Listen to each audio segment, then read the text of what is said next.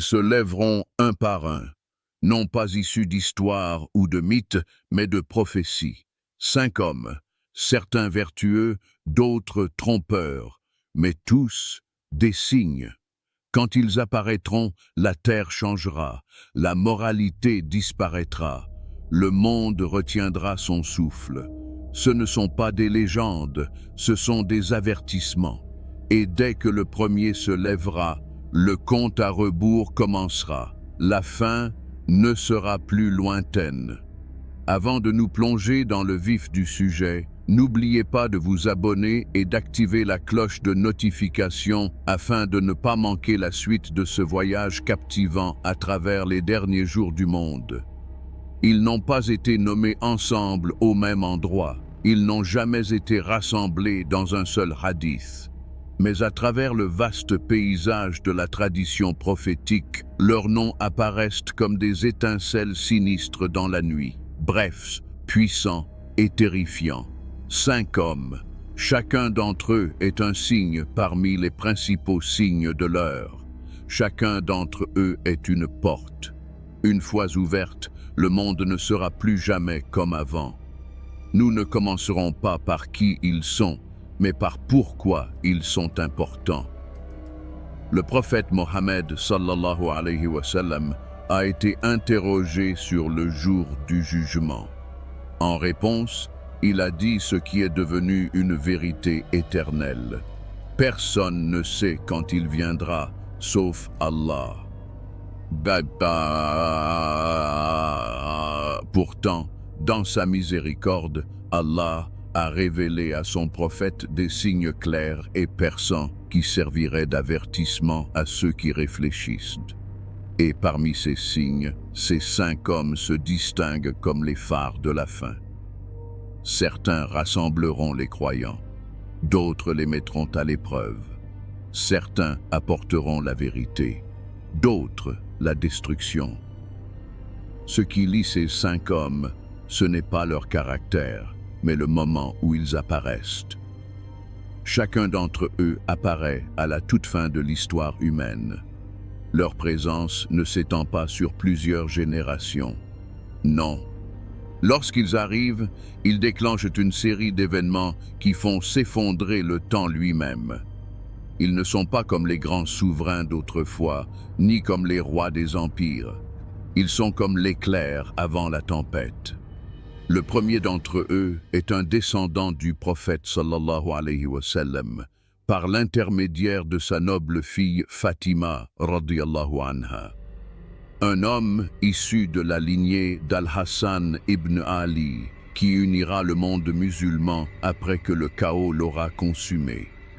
Il ne viendra pas apporter une nouvelle religion, ni prétendre être un prophète, mais il régnera avec justice, et la terre pourra enfin respirer à nouveau. Nous parlerons plus longuement de lui prochainement. Le deuxième est le Dajjal, le menteur, le trompeur, un homme si dangereux que tous les prophètes ont mis leur peuple en garde contre lui. Sa seule apparition fera trembler les cœurs. Il accomplira des miracles, faux mais suffisamment convaincants pour tromper même les plus intelligents. Il parcourra la terre avec des rivières et du feu, revendiquant la divinité. Et des millions de personnes le suivront. Le troisième est l'homme qui mettra fin à son règne, Isa ibn Maryam alayhi salam, non pas en tant que nouveau prophète, mais en tant que souverain juste, disciple du dernier messager sallallahu alayhi wa sallam. Il descendra des cieux, lance à la main, et affrontera le trompeur à Bablud en Palestine. D'un seul coup, il mettra fin à la plus grande épreuve de l'histoire de l'humanité. Mais la tempête n'est pas terminée. Le quatrième est un homme décrit uniquement par sa lignée et son bâton. Un homme de la tribu de Qartan, qui serait un dirigeant à la main de fer. Le prophète sallallahu alayhi wa sallam l'a décrit comme quelqu'un qui conduira le peuple avec son bâton. Qui est-il? Un dirigeant sévère? Un réformateur? Un tyran? Les érudits en ont débattu, mais ils se sont mis d'accord. Sa présence est le signe que le monde a changé de manière irréversible. Et le cinquième est le destructeur. Il ne parlera pas beaucoup. Il ne fera pas de promesses. Il ne revendiquera pas la divinité. Mais ses mains briseront ce qui était autrefois sacré. Un homme originaire d'Abyssinie, aux jambes maigres, chauve, féroce dans son silence, marchera sur la Kaaba elle-même. Et sous les yeux du monde entier, il la démolira, pierre par pierre, dans un moment si sombre que même les cieux retiendront leur souffle. Aucune voix ne s'élèvera contre lui. Il ne restera aucun croyant pour l'arrêter. 5 hommes. Chacun représente un chapitre de l'histoire finale. Chacun est un élément de l'horloge divine. Chacun est un murmure qui nous dit que la fin est plus proche que nous le pensons. L'horloge n'a pas encore sonné. Mais si vous écoutez attentivement, elle fait déjà tic-tac. Allons-nous rencontrer le premier d'entre eux? Commençons par le juste leader, le descendant du prophète PSL, qui unira un monde brisé. Mais l'unité, comme vous le verrez bientôt, n'est que le calme avant la tempête. Il ne prétendra pas être un prophète, il ne se qualifiera pas de sauveur. Et pourtant, le monde tournera son regard vers lui. Son nom se répandra sur la terre déchirée par la guerre comme une prière qui revient après des années de silence. Il est un descendant du prophète Mahomet, sallallahu alayhi wa sallam. Il est issu de la noble lignée d'Al-Hassan ibn Ali, radiyallahu anhu. Un homme connu dans le monde entier sous le nom d'Al-Mahdi, le guidé. Il n'apparaît pas dans la paix, il surgit dans le chaos. Et son ascension n'est pas marquée par la célébration, mais par le désespoir. À une époque où la terre est inondée d'injustice, où les faibles sont écrasés et les forts corrompus, le Mahdi n'apparaîtra pas avec des armes ou des royaumes, mais avec une guidance divine et une justice inébranlable. Il ne dirigera pas parce qu'il le souhaite, en fait, il y résistera. Les récits disent qu'il se trouvera à la Mecque, entre le coin de la Kaaba et le Maqam d'Ibrahim. Là, les justes le reconnaîtront, et là, contre son gré, ils lui prêteront allégeance. Il sera un homme de taille moyenne, au visage radieux et avec une marque sur le front. Son nom correspondra à celui du prophète sallallahu alayhi wa sallam, et le nom de son père correspondra à celui du père du prophète. Et lorsqu'il dirigera, le monde changera. À son époque, la terre déversera ses bénédictions. Il pleuvra, les récoltes pousseront et la Oumma musulmane, dispersée, blessée, brisée, sera réunie sous une seule bannière, non pas par un accord politique, non pas par la conquête, mais par la foi. Mais la paix a un prix. Avant lui, le monde sera noyé dans la division. Guerre civile, haine sectaire, régimes avides de pouvoir, chacun déchirant la Oumma comme un boucher déchire la chair. Lorsque le Mahdi se lèvera, il n'héritera pas de la paix. Il sera appelé à la guerre. Il mènera des armées non pas pour la gloire, mais pour la survie. Et à travers ces batailles, il purifiera ce qui reste de la nation de Muhammad sallallahu alayhi wa sallam. L'une des premières grandes épreuves auxquelles il sera confronté sera la campagne contre la fausse paix offerte par l'Occident, ou ce que le hadith décrit comme un accord entre les musulmans et les Romains. Cette trêve sera rompue. Et la trahison débouchera sur une guerre massive, un conflit que le hadith décrit comme la Malhama al-Kubra, la grande bataille. Les épées s'entrechoqueront, les chevaux galoperont, le sang remplira les vallées. Et pourtant, au milieu de tout cela, le Mahdi restera ferme.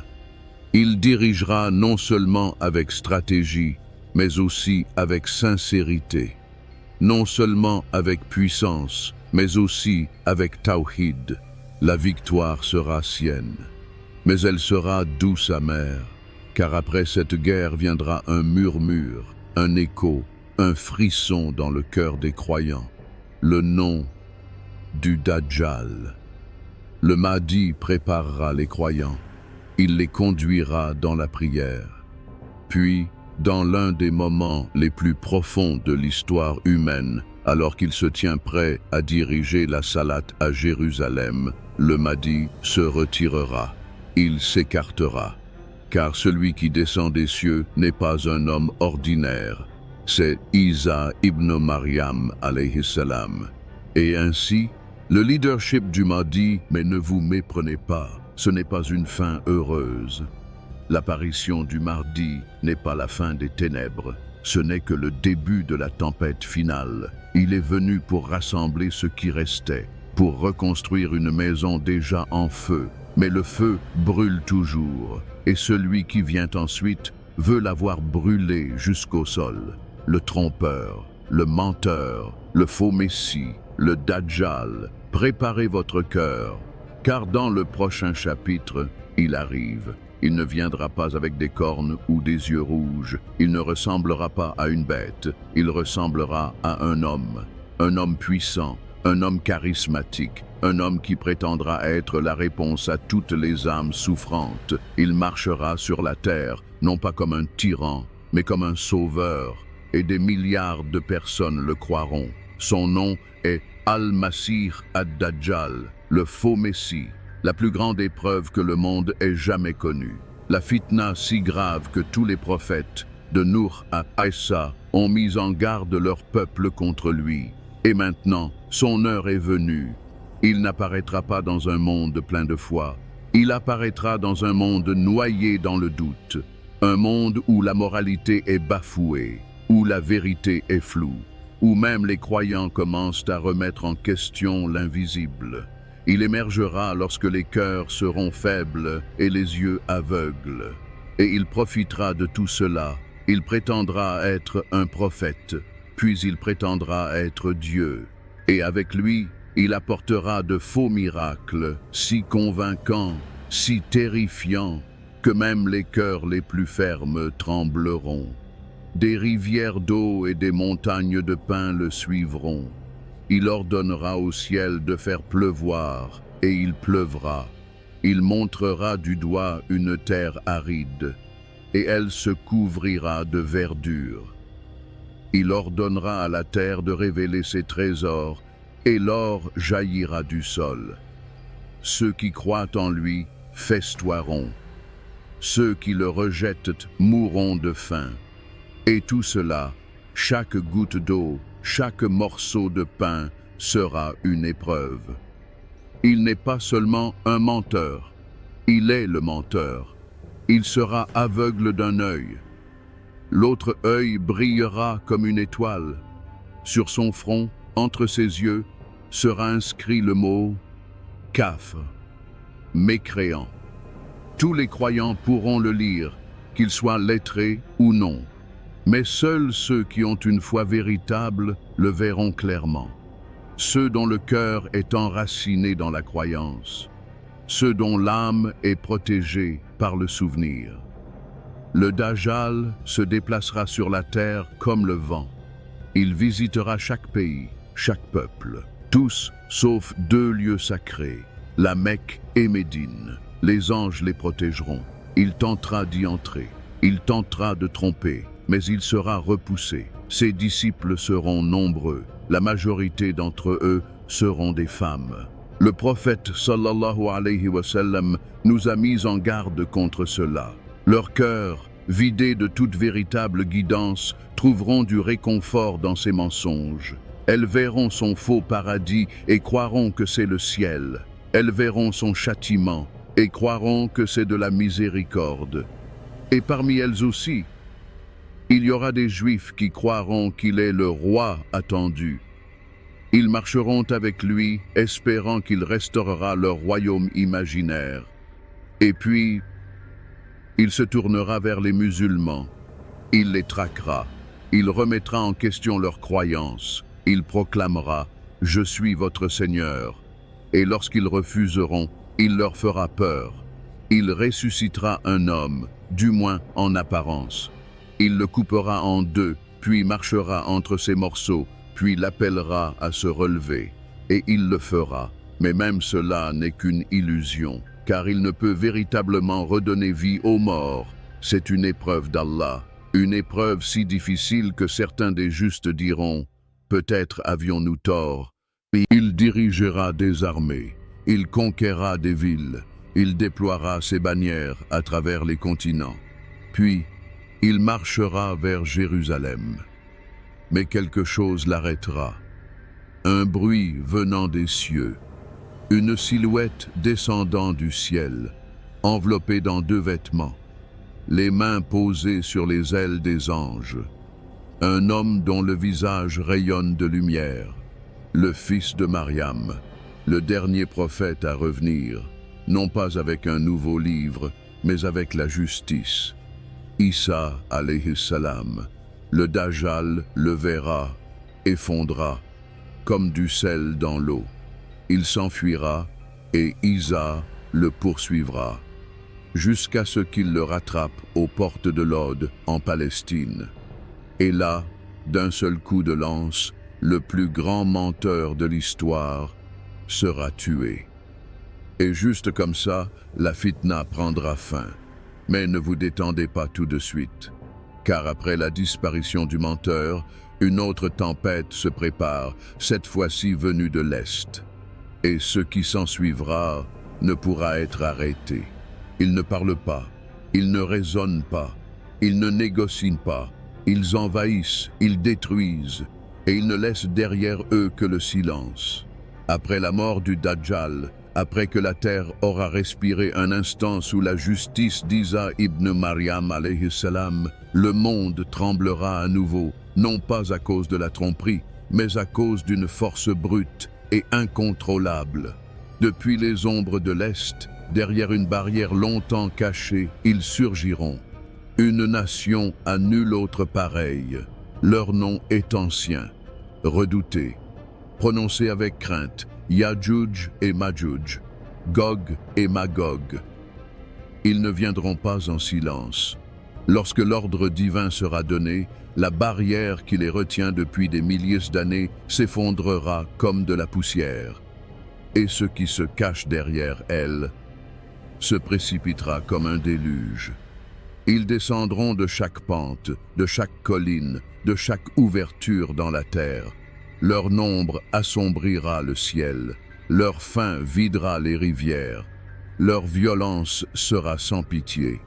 Ce ne sont pas des démons, ce ne sont pas des esprits, ce sont des humains. Mais leur corruption est sans pareille. Ils videront les lacs. Les récits disent qu'ils passeront par le lac de Tibériade et le boiront jusqu'à ce qu'il n'en reste plus une goutte. Ceux qui viendront après eux demanderont « Il y avait de l'eau ici autrefois ?» Ils dévorent tout.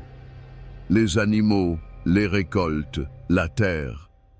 Et enfin, ils tournent leur colère contre l'humanité. Aucune armée ne peut les arrêter. Aucune arme ne peut les atteindre.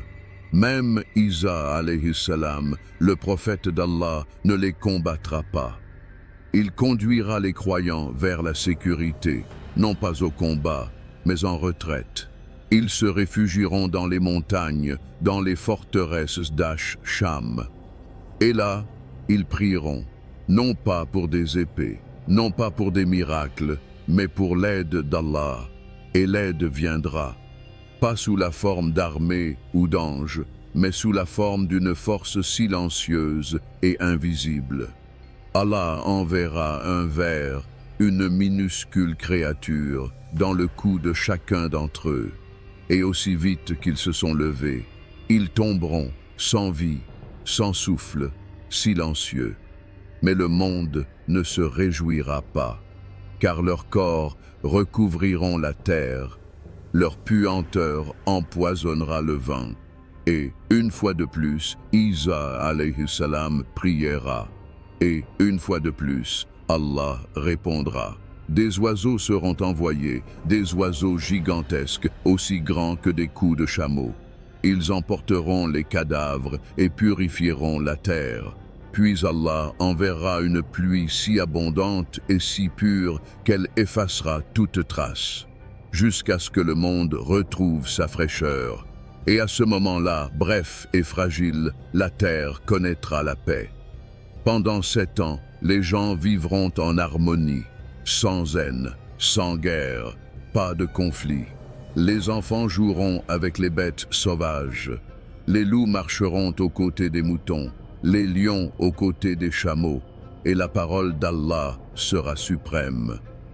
Isa alayhi salam ne régnera pas en tant que roi, mais en tant que serviteur juste. Il brisera la croix, il tuera le cochon. C'est le calme avant l'effondrement final, car le temps presse et les signes sont presque tous réunis. Le monde a vu le Mahdi. Il a affronté le Dajjal. Il a survécu à Ya'juj et Ma'juj. Mais ce qui va suivre ne sera pas visible à l'œil nu. Cela se ressentira dans l'âme. Un homme se lèvera non pas avec des conseils ou des tromperies, mais avec le pouvoir. Un souverain issu de la tribu de Qartan, et derrière son sceptre, le monde fera ses derniers pas. Il n'apparaîtra pas dans le chaos, ni avec des miracles. Aucune bannière n'annoncera son arrivée. Aucune armée ne le portera jusqu'au trône. Et pourtant, il se lèvera, silencieusement, ferme. Un homme venu des profondeurs de l'Arabie, issu d'une lignée ancienne et doté d'un commandement sévère. Il n'est pas un prophète, il n'est pas le Mahdi, et pourtant il régnera. Son nom ne résonnera pas dans le monde comme ceux qui l'ont précédé, mais son impact retentira à travers la terre. C'est l'homme de Qartan.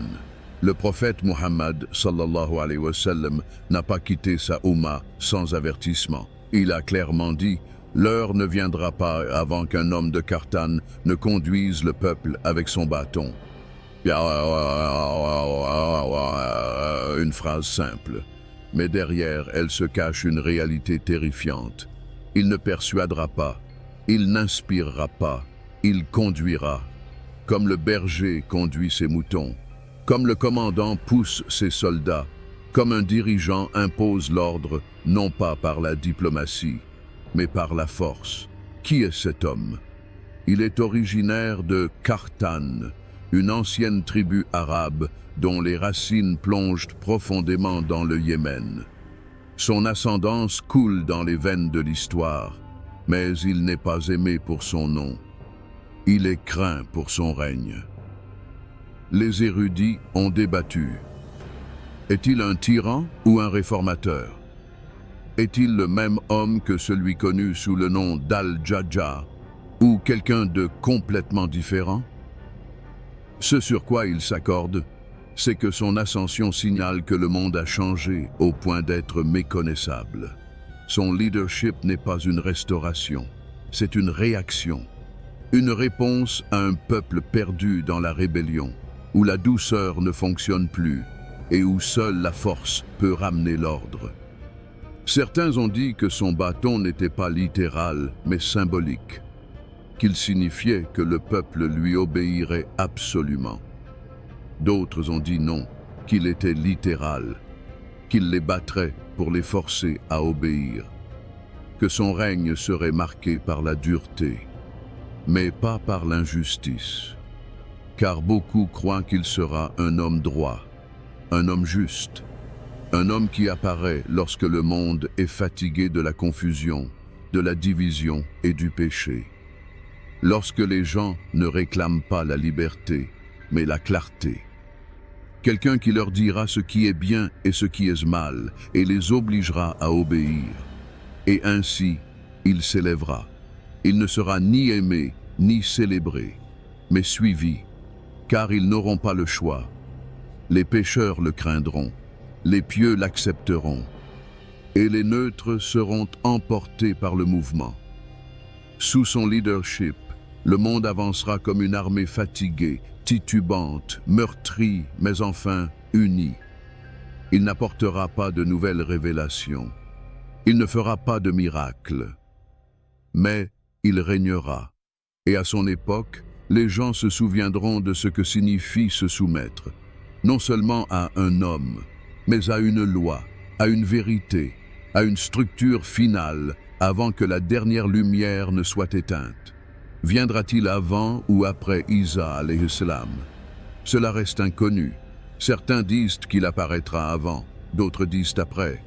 Mais ce qui est clair, c'est que sa présence appartient à l'ère finale. Au dernier chapitre, quand le monde sera vidé de toute miséricorde, et quand il sera parti, l'effondrement se poursuivra. Car un autre homme se lèvera, pas du Yémen, pas d'une lignée noble, pas des hommes libres, mais des rangs des Mawali, les esclaves affranchis. Son nom est Djahja, et il sera le prochain signe. Un homme auquel personne ne s'attendait dominera les Arabes, et avec lui viendra le tournant de la dernière page. Il s'élèvera de l'ombre, non pas issu de la noblesse, ni d'une lignée, mais des rangs des oubliés. Un homme sans grande tribu, un nom qui n'est pas gravé dans les lignées royales. Il est issu des Mawali, les esclaves affranchis. Et pourtant, le prophète sallallahu alayhi wa sallam a dit: la nuit et le jour ne prendront pas fin tant qu'un homme issu des Mawali, nommé Djahja, n'aura pas pris le contrôle. Son nom résonne comme un cri, Djahja, un mot ancré dans la force, dans les cris, dans la puissance. Certains érudits affirment que ce n'est même pas son nom, mais une description de sa personnalité. Il sera bruyant, féroce, implacable. Il ne gouvernera pas en consultant les autres. Il ne demandera pas la permission. Il prendra le pouvoir et on lui obéira. Personne ne sait exactement quand il apparaîtra. Certains pensent qu'il est le même que l'homme de Qartan, car tous deux règnent avec intensité. Tous deux sont des signes définitifs, mais d'autres affirment avec certitude qu'ils ne sont pas identiques. Qartani est issu de la noblesse, Djahja non. Qartani pourrait être obéi par crainte et par droiture. Djahja pourrait être suivi par impuissance. Et c'est précisément là le signe de l'heure. Ce pouvoir tombe entre les mains de ceux qui n'étaient pas destinés à diriger. Non pas parce qu'ils sont mauvais, mais parce que la structure du monde s'effondre. Lorsque, autour des ruines de la Kaaba, ils se rassembleront dans la musique et les rires, comme si détruire la maison de Dieu était une victoire. Et aucune voix ne s'élèvera pour protester, car il ne restera plus aucun croyant. Les érudits auront disparu, les justes seront retournés vers leur Seigneur. Le Coran aura été retiré des cœurs et des pages, et tout ce qui restera, ce sera les ténèbres. La Kaaba qui a survécu aux tempêtes, aux ennemis, aux incendies et aux inondations, finira par tomber, mais pas à cause de sa faiblesse, à cause de l'abandon. La première fois que la Kaaba a été sauvée, des oiseaux ont été envoyés du ciel pour détruire l'armée d'Abraha. Des pierres de feu sont tombées du ciel pour protéger le sanctuaire sacré. Mais cette fois-ci, il n'y aura pas d'oiseaux, pas de pierres, pas d'anges, car c'est le dernier avertissement. Lorsque Dhul Suwaykatayn s'éloignera des ruines de la Kaaba, le monde franchira une ligne sans retour. Le dernier sanctuaire aura disparu. Le symbole de l'unité aura été effacé. Et ce qui suivra ne sera que destruction.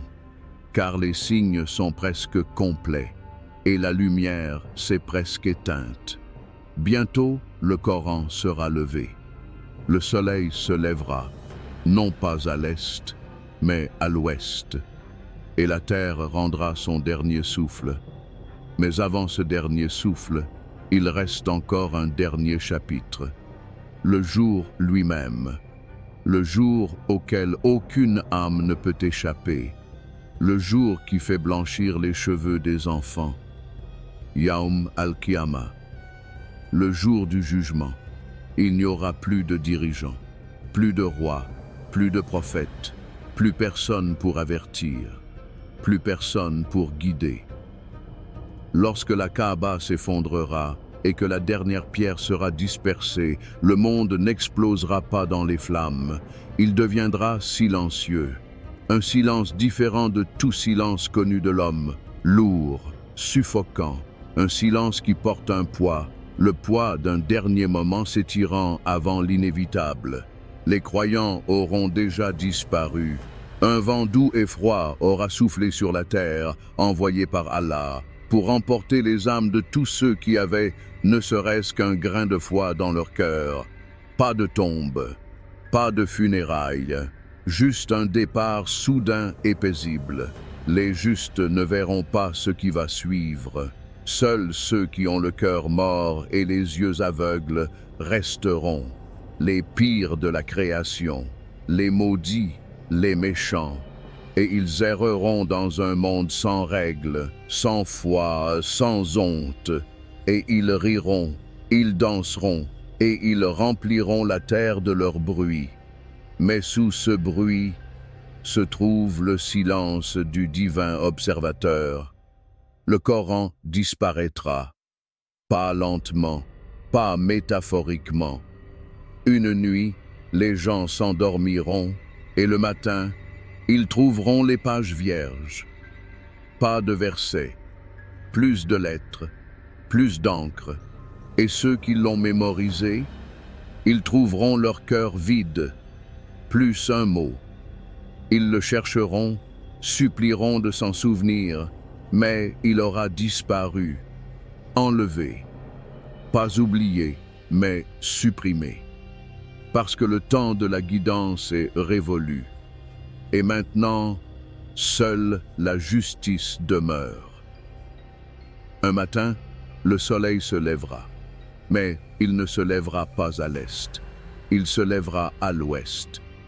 Et à ce moment-là, les portes du repentir se fermeront brusquement, pas doucement, pas progressivement, mais complètement. Même si un mécréant se prosternait à ce moment-là, il serait trop tard.